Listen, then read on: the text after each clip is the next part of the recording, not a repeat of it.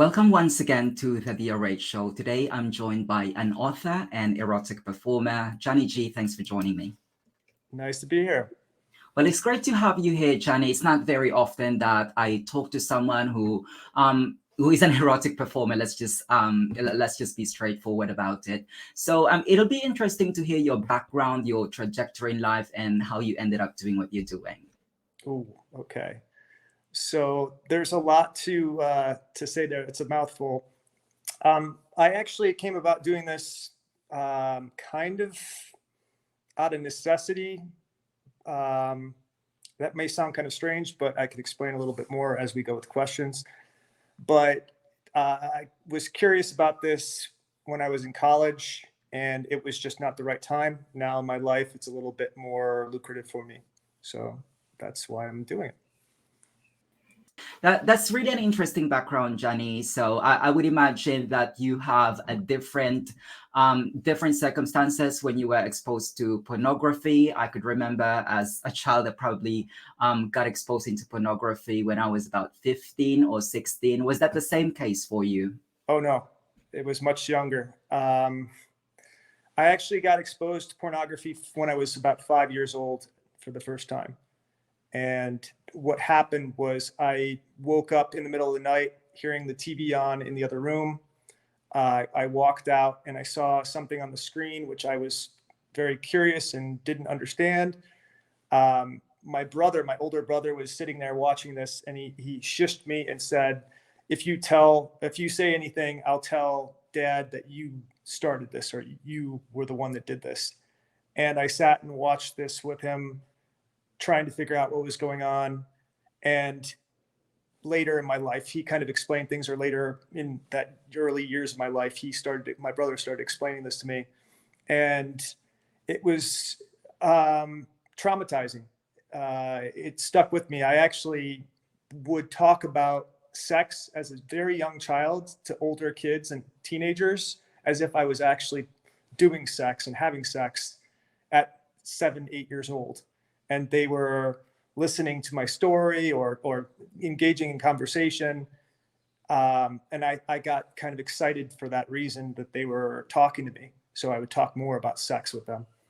That's really such a young age to be exposed to pornography, and thank you for being very candid about it. So what do you think about porn addiction? Would you say that growing up you were sort of suffering from porn addiction in any way? I don't think I kind of stay true to the definition of things, and the word addiction or addict is dependency, physical dependency or a mental dependency on something. And I don't feel that I'm dependent on any type of stimuli from porn. I don't need it as I go outside my home or when I'm going throughout my daily activities. But there is the positive connotation of the word, where an addict means something that's enthusiastic about it, or someone that's enthusiastic about something. And I would say that, yeah, I'm enthusiastic about porn. I talk about it with people. I research scenes to kind of make things better for my own productions or what I'm doing. And realistically, I don't feel porn addiction is a serious problem as much as it's made out to be in society. I like the way you put it, that you're enthusiastic about porn and not addicted into it. And some people would really put it that way. But what do you think that some people seems to be reluctant to admit that they have kind of interest with porn? Because I'm a member of an academic group. And at one point we were talking about what is the greatest contribution of internet, and I said it actually made us it made us talk more about pornography. It made pornography more accessible, and they seem to be hesitant to talk more about it. But if we go into data, because this website called SimilarWeb, and you can check how much traffic a website gets. The top on the list of the top 10 most visited websites in the world are actually porns, but it seems that people do not admit that they actually check porn websites. In fact, most people in this country would actually go to X videos rather than visit the BBC. So why do you think there's such a bit of hesitance to admit, or almost bordering towards hypocrisy?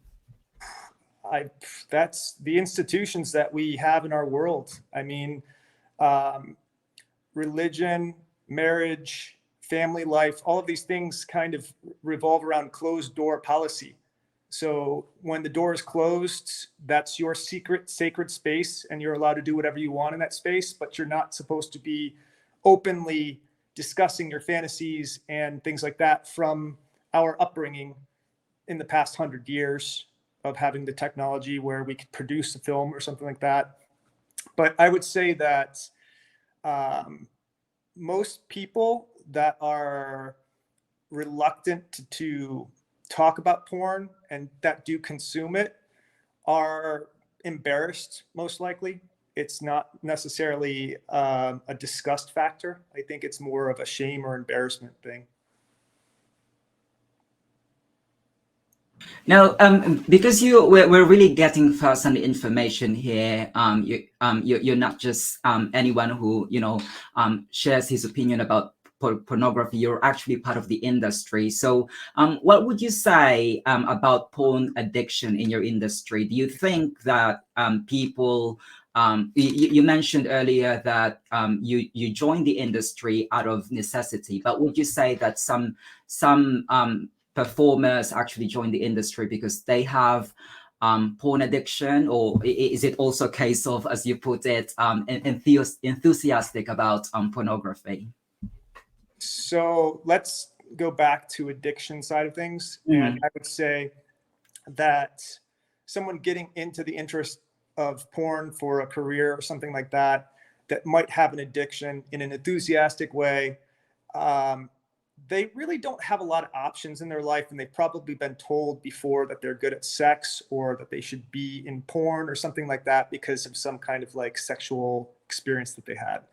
And as far as the people that are getting into this industry, they're generally not rocket scientists. I mean, in my book, I talk about the typical type of person that would be getting into porn, and their opportunities are limited. I had significant amount of opportunities in my life. I just had a drastic change and shift in my reputation, and I have now moved into kind of a darker persona because it's more acceptable for my behavior. I can talk about that a little bit more if you have any questions about it, but I would say that most people getting into the industry are somewhat addicted or dependent on sex, or having some kind of I want to say, just some kind of reinforcement that they're doing something positive in their life. And you get a lot of feedback if you're a webcam performer or a porn star coming from your audience, and that acclaim or that interest in you really satisfies a basic need for humans to associate with people or to have some kind of support in their life. So absolutely. You know what, Johnny, I'd love to talk more about the book that you mentioned. You mentioned that you wrote the book. We'll talk more about that later, but you just reminded me of, because there's a YouTube channel called Trigonometry, and on one of their episodes they interviewed Eva Lovia, who's also she's a former performer, so she's quite popular if you know your other performers, and she's very candid about what led her to this industry, and you kind of reminded me of her. For anyone who wants to watch the interview of Eva Lovia, I'll pop it on the description note. But back to you, Johnny G. You mentioned that you wrote a book. So what's the title of the book, and what prompted you to write it? All right. So the book is called How to Be a Male Porn Star in 6 to 9 Days. And this book was written as a how-to guide for men getting into the industry. What had happened was I actually put some ads out for adult talent, and this was for female co-stars that I was looking for. Men were looking at these ads and just saw porn or video and responding, and very poorly responding to the ads that I had placed. They weren't reading. They were not submitting the proper information or photos or whatever I asked for. They were just poor applicants. And I thought I needed to have a better pool of people to actually get involved in my projects. And if I had talent that was willing to read a book and format themselves correctly to get into the industry, it would make a better quality person for my projects. Absolutely. That's why I'd done that. And just to be clear, Johnny, you've written this from the point of view of a straight male performer, or are you a gay performer, just out of interest?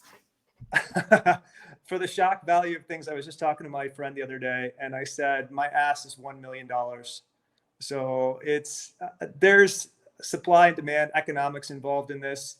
And a lot of people in the industry, female or male, will hold out for an opportunity that makes them the most money for the things that are more too taboo or interesting for the audience.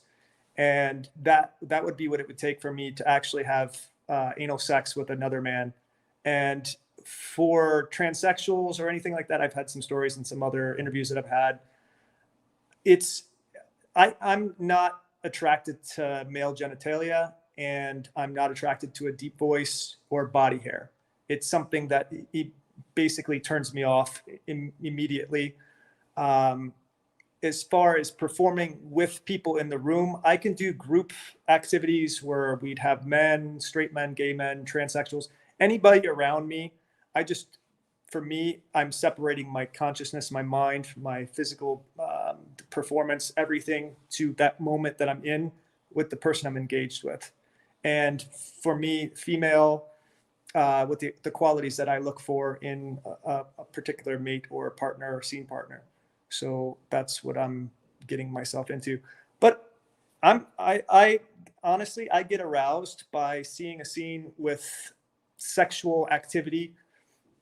I know a lot about the psychology of this. I think human beings are actually trisexual, meaning that they would actually, if conditioned, try any sexual thing or sensation that would get their body aroused and have some kind of euphoric release. I don't think that we're born straight or gay. And I would disagree with people that do say that they are. So. Absolutely. Now, let's just go back to porn addiction. So you're a straight male adult performer. So would you say that should men be worried about porn addiction? I don't think men should be worried about porn addiction. For my industry, it's actually a good thing. I mean, it's going to be increasing as the more people that are watching get into the industry or that are consuming the entertainment or the videos, the content. As far as if it's going to be bad for society or have some kind of chaotic effect, I don't believe that's going to be happening. I think that things will self-adjust, meaning like we'll self-regulate or we'll come up with solutions that will cause the ideal outcome for society and stabilize. I don't think that we're all going to become a bunch of deviant porn addicts around the world, especially men. I think that for a lot of times that a man is engaging in porn or consuming adult entertainment, they might justify it as a cheaper remedy for stress than taking medication. They might find it relaxing or exhilarating and not as expensive if they're in a level of income or poverty that they can't afford to date or to court someone. It's expensive to have sex. People think that it's cheap and love should be free, but to court someone, to go out and entertain yourself, it's expensive. And it's a cheaper solution. So I would say that yeah, it's going to cause people to kind of flock towards porn and have a little bit more enthusiastic addictions. But I don't think it's going to have a negative consequence to the point where our world or our society is going to crash. So. Absolutely, and I have to admit on a personal level that even though I'm married, it's a gay marriage. I my husband and I still watch porn sometimes. It kind of adds some spice to your sexual activity. But Johnny, what would you say about your own sexual behavior? Because you're not just a consumer of pornography, but you're also involved in the production, if you will. So would you say that your sexual behavior is healthy? I would say that my sexual behavior is acceptable by society. I think that there are aspects of it that I would prefer to be a little bit more risky, but society won't allow. And what I mean by that is you've got your physical health, meaning people are worried about viruses or some kind of contracting an illness or something like that. That's one aspect. But a lot of women like rape fantasies, and it is a very powerful image to display. It's actually not allowed on Pornhub. If you type in those words, raping, something like that, it won't even show up. X video, same thing. But I had a performer with me, and she said, "I want you to rape me when I'm angry, and I don't want it." And I was shocked, and I'm like, if you record yourself saying that and write it in writing, maybe we could do that in a scene or something like that. But I'm not gonna do that unless I know I'm not going to jail. And when you talk about health factors, I'm thinking it's fun. I mean, the physical dominance of another person is fun. It's exhilarating, but I don't want to subject myself to a penalty that I'm not willing to or interested in having happen to me. So that's the health aspects of things that I think in my own performances would be something of interest or talked about. I mean, I think that my mental health is fine. My faculties, I'm coherent of what I do. I understand etiquette, all the things that are required to walk around every day with people. I don't think there's any problem with my own behavior. So. Yeah. So you wouldn't say that there are any negative effects of watching pornography in your life? Well, yeah, there's negative effects, but not on my health so much. I mean, it's obviously a time consumer when you're a producer or creating content and you want to see what's out there. It's time consuming. It eats up a lot of my time. And I'll spend somewhere on the line of 2 hours a day watching porn. And for practical purposes, I'm looking at it as an investigation into my industry, but also I'm like, okay, this is arousing. I might as well take a spin at it. And that kind of thing, I think it does have a negative effect because I could think about more productive uses of my time. And that's something I think that most men or most people would be worried about when it comes to an addiction or some kind of like negative aspect of porn. It's the time that you're investing in it, or you're not actually doing the things that are in your daily responsibilities. So. Yeah, of course, when we talk about pornography, when it comes to talking about the negative and the benefits of it, we seem to be leaning towards that. That there seems to be a default thinking that it's always there's a negative side to pornography. But what would you say are the benefits of pornography, if there are any? God, there's aside from, of course, the economic impact, because it's also a source of livelihood for the performers themselves. What would you say are the benefits? Yeah, obviously the benefit for our world now in the economic terms, OnlyFans popping up and your own broadcasting abilities popping up over the COVID times. You've seen a major trend in people making money from this. So yeah, that's one of the benefits. I would say people's sexual openness is another thing that's a positive or a benefit to it. I prefer to allow the body to have any type of physical sensation. In the past, before porn was so readily available, people were reluctant to try anal or toys or just one of the many sexual positions that they normally wouldn't even have imagined, and then they see it in porn and they're like, oh, I'll try that. So people's openness, but it can go a little bit far and creates hobbies or interests that are beneficial to some but bizarre to others. I mean, I see people tying knots for 2 hours on a person, or collecting whips and chains and scrotum clamps and all kinds of stuff, and they might feel that's a benefit to them, but for me that's terrifying or just not something I'm really interested in. But I would say in general, for the benefits of things in porn, you have a little bit more security knowing that other people are doing the same thing that you might be doing. You feel more comfortable with it. It's more socially acceptable in terms of your preferences. I mean, I think that the LGBT community and the movement for openness with sexuality has gone hand in hand with porn. So that's probably another big benefit there.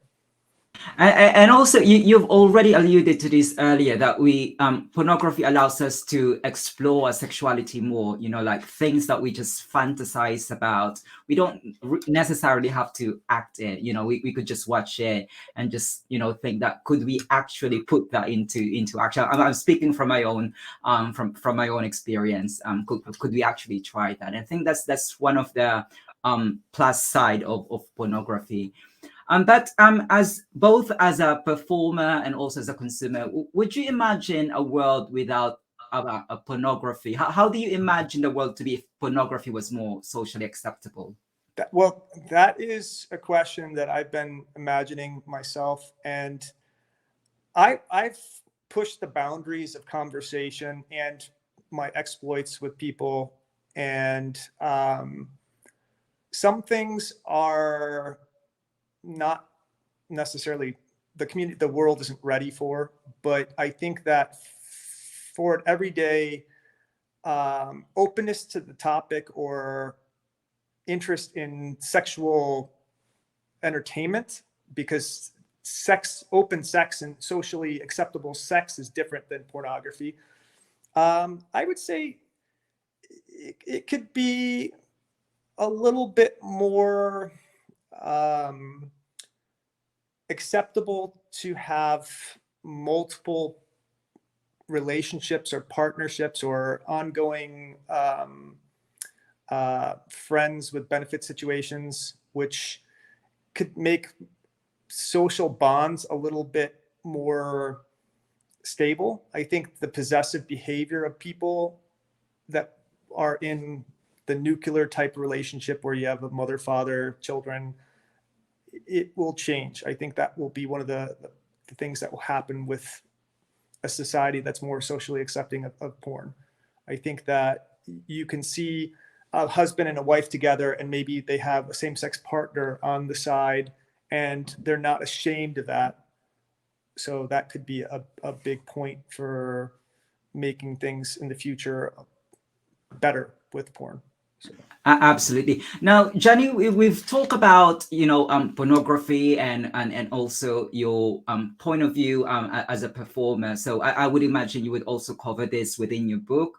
So I'm just interested. Who's your target reader? Is it just for people who wants to try porn, who wants to get into the industry? Who is this for? Is it just for your average person in the street?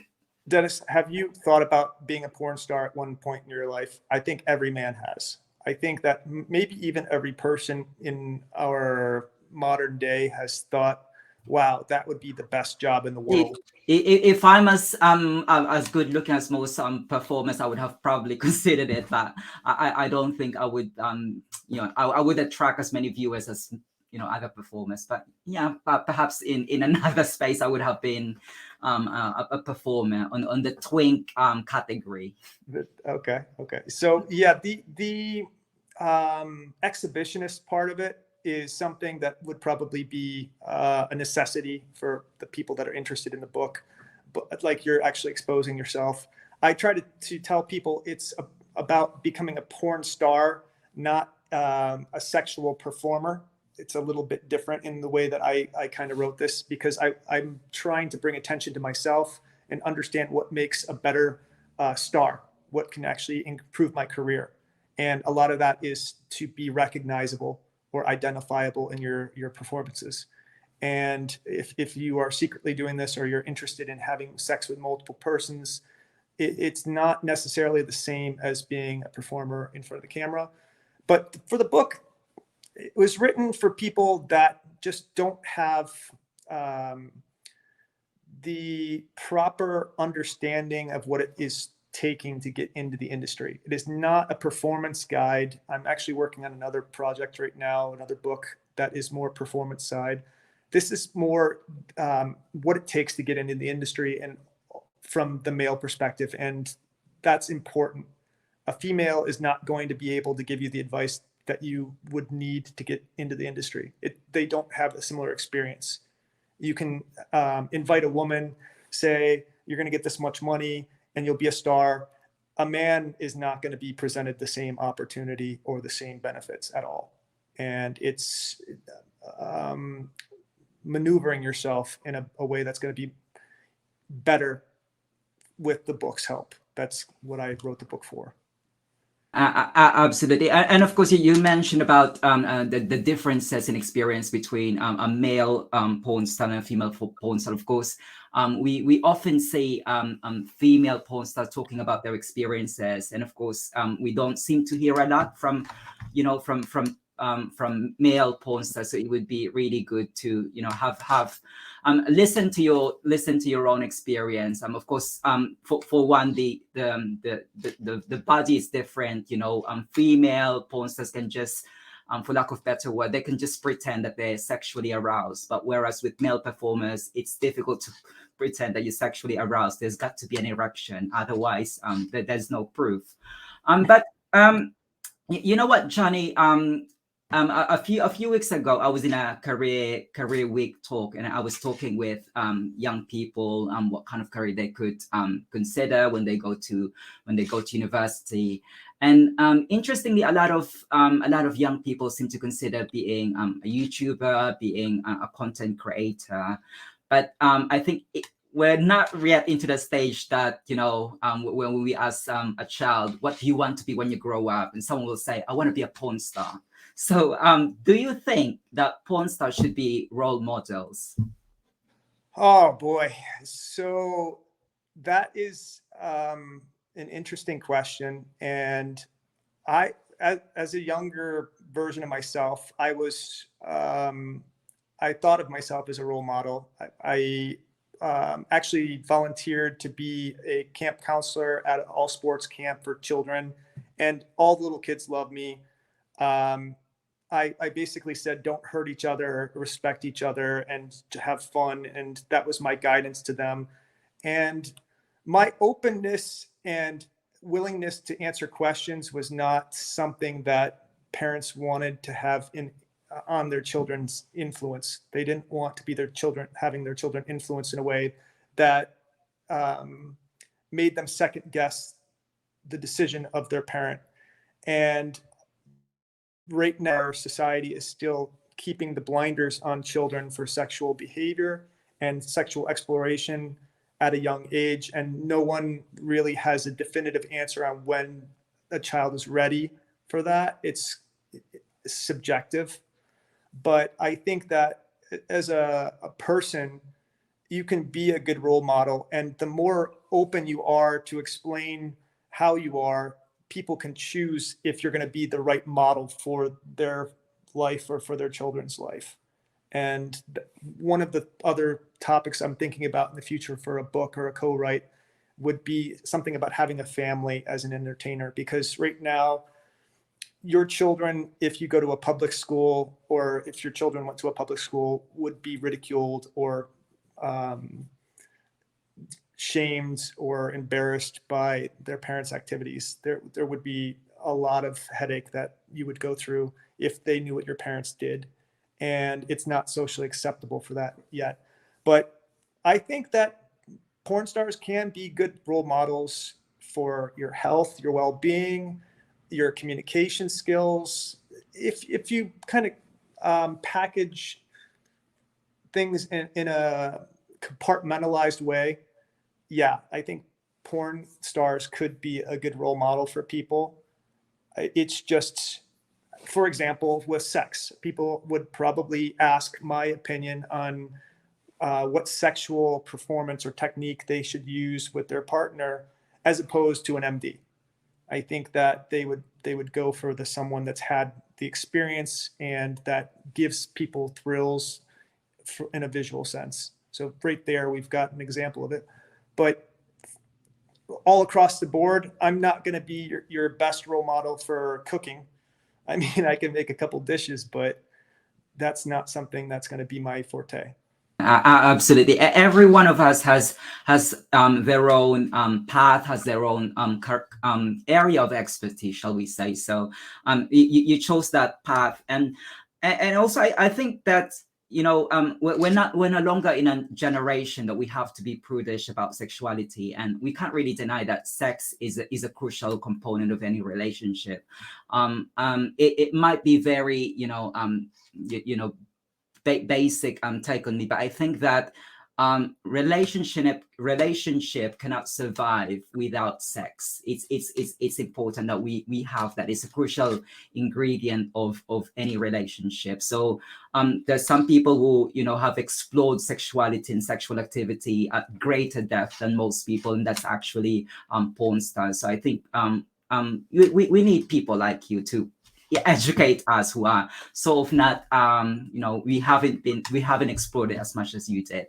But you touched upon mental health earlier. You said that you volunteered as a counselor to younger children. So I just want to explore that more. What's your advice in relation to mental health when it comes to pornography, not just as a porn star, but also as a consumer of pornography? My advice for mental health, for my own mental health, or for the care of another person that might be in my vicinity or under my influence, is going to be a little bit different.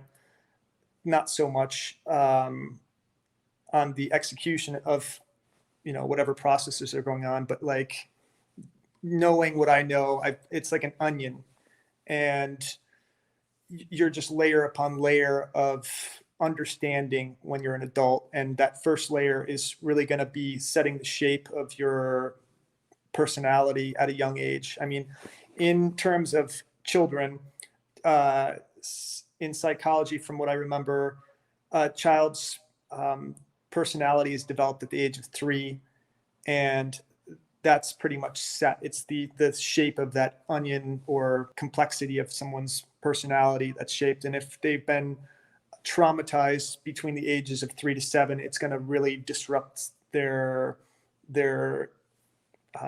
relationships or their social integration. So I would say that we want young adults and children to go about their experiences and not be hard molded or cast into some kind of shape that they need to be in. I think we need variations, whether they be from trauma or whatnot. But if you are mindful and you want to be in the social norm, in the bell curve of things, let the younger people go throughout their experiences and give them the wisdom that shaped you, if you want that person to come out in personality type similar to your own. If they're going to be subjected to similar experiences, you might know how to deal with it. But for the average person around the world that's an adult and dealing with mental health issues or stress or something like that, and pornography is their outlet, I would suggest not to get obsessed with any, what is it called? I don't think people should constantly trying to be one-upping their sexual adventures. I've met some stars, some porn actors that they can't have sex and enjoy themselves without the thrill of being something more intense than the last time. And that I don't think is helpful in mental health. Size queens.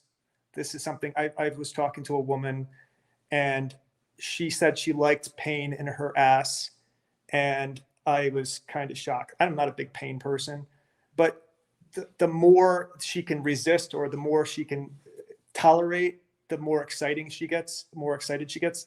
I don't think that's healthy, because you're going to be going to a point where you're going to be close to death, or you're going to be not having a positive impact on the people around you. So. Absolutely. I think that the key message from your takeaway is that without sounding being too cliched, is that everything should be done in moderation. That. Oh, no! Don't take me there. I think Yeah. that there should be some extreme things that happen. I think that you should take risks, but like we need to actually have some downtime and some recovery time, not constantly going for that ledge of excitement. I think that I think you should, not stay within the bounds of whatever you're doing all the time. I think you should explore that the life begins at the end of your comfort zone. That's what I kind of live by. Yeah. So, and there's also a bit of comfort zone when it comes to sexuality and sexual pleasure. And you're saying that we should also explore those boundaries, and you might enjoy it. But on a slightly different topic, Johnny, you've written a book, and this is not really an easy thing to do. So some people really aspire to be an author, but it's quite difficult. So would you say, would you have any tips on those who want to, write their own book? Any practical tips? Oh yeah, wow. So it's a muscle memory thing, and if you haven't written since you were in school, or you're not writing frequently, or engaging in some kind of activity that requires mental focus, it's just like going to the gym. You need to actually commit yourself to a little bit more, and you're going to be making progress even though you might not see it. Just writing daily will help you formulate a style, and also give you the reinforcement, or the belief that you are accomplishing something, because you could see page by page developing.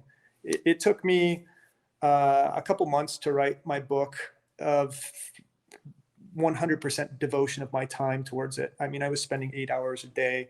And someone that's an avid writer, or an author that's written many books, Stephen King, somebody like that, they're going to be able to just flow, and that seems easy for them. But I would say just be diligent, and stay focused. Have a professional editor, even if you are, a astute person, and you can, you have a great vocabulary and lexicon. I think that just having someone proofread that has the experience and the skill of editing another person, checking your work, is going to be a benefit.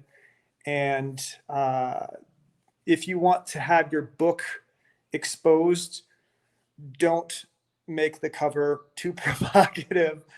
That's a problem I'm having right now with my book. It's listed on all of the major bookstores around the world, Barnes and Noble, Amazon, and all of the promotional processes that are involved with that require an advertisement within those services, and they will not allow my book to have it with the cover. You can't use the word porn star. Provocative, sexual, erotic kind of content is prohibited from advertising. So that's Yeah, but I'm quite glad that you accepted my invitation to be on the DRH show, and like those platforms that you've approached, I won't be hesitant to use the artwork that you want to use here. So people who are watching this might have seen the thumbnail that I've used. And I'm glad to give you a space here on the DRH show. So I'm really thrilled to that you accepted my invitation.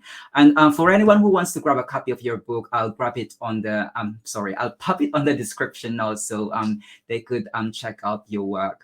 But what would you say are the highlights of your career so far? I would imagine this must really be a big thing, jumping from being a porn star to being an author. But are there any other, shall we say, memorable aspects of your work? Of being a porn star? Having the memories of things that are really interesting for you or exciting for you is a tremendous accomplishment. I think people have their memories when they get old. They don't keep, everything else in their life, but you have your memories. And the sex that I've had, my work is not always scripted, and it's been amazing. People in front of the camera are more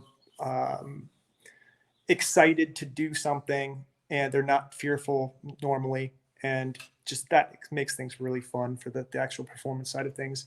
And I've got some stories which I'll talk about in the future with what I'm doing and through my site that will be very shocking for people. And it is fun, and it's something I could do. I'm going to do grandpa porn when I'm like 90. So. Okay, that's quite something. So you would be on those that they call it like the granny or the granddad genre. But Johnny, I would imagine you have really an active lifestyle. So it's not all about pornography, and it's not all about writing. But how do you distress? What's your self-care habit? Man, you're making me feel guilty about that right now. Normally, I'm in the gym every day, an hour, 2 hours, and that's been my outlet since I was 18 years old. And it's, years and years of having that routine made it to where I could de-stress from any situation, really. But the past few months, as I was writing this book, I devoted 100% of my available time to writing and to putting everything together that was not in production. And I'm feeling guilty because I haven't been at the gym in a couple weeks. So getting to the gym, working out, eating healthy, limiting. I don't drink alcohol or do drugs, and that's something that a lot of people in the industry do. But it's reducing that stress, the physical stress from the alcohol, and the processing of that is probably something that would be beneficial for most people. Yeah, and without sounding flippant, of course, I would imagine that if you're in that kind of industry, a lot of people really look after themselves, how they look, they think about what they eat, because it's an industry that we want people to look nice on the screen. Now, Johnny, we're already approaching the end of this interview, and I always save some questions to just kind of hear more of the human side of the people that I speak with. So the first question that I want to hear from you is that if money was not an issue, what would you spend it on? What would I spend my money on? I actually, prior to being a porn star, I was a travel influencer, and I had started a project.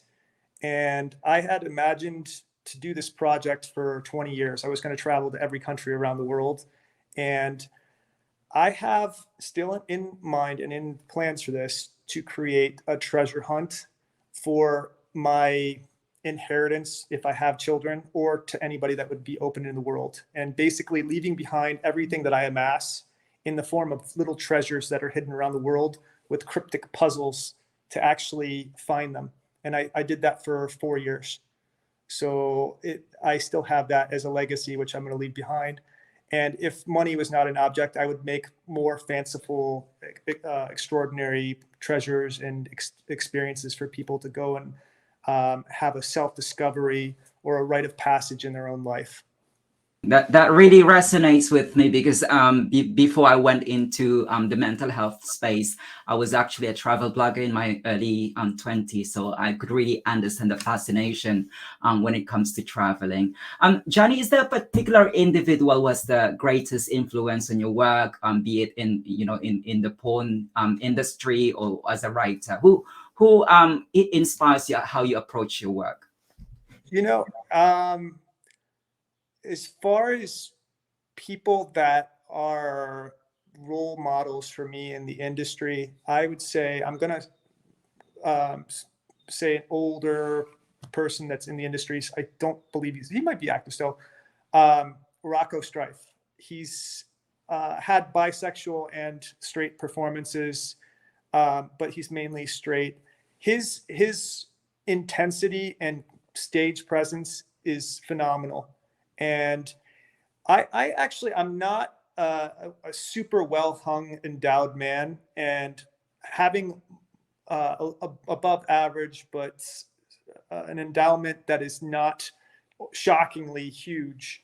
I prefer to look at men in performances that are not beasts or packing something that's going to be. It's too. I'm empathetic with the situation, so I want to be looking at men that are relative to me, and that's part of him. He looks like a normal proportioned man, and his performances are incredible. Females in the industry, it's similar. You watch someone with. I actually another interview, and they said, if I could strip for anybody, any celebrity in the world, who would it be? And I actually I had selected a female porn star, and her stage presence is amazing. Her commands in her communication and her whole projection in the scene is awesome. And that's Nicole Aniston.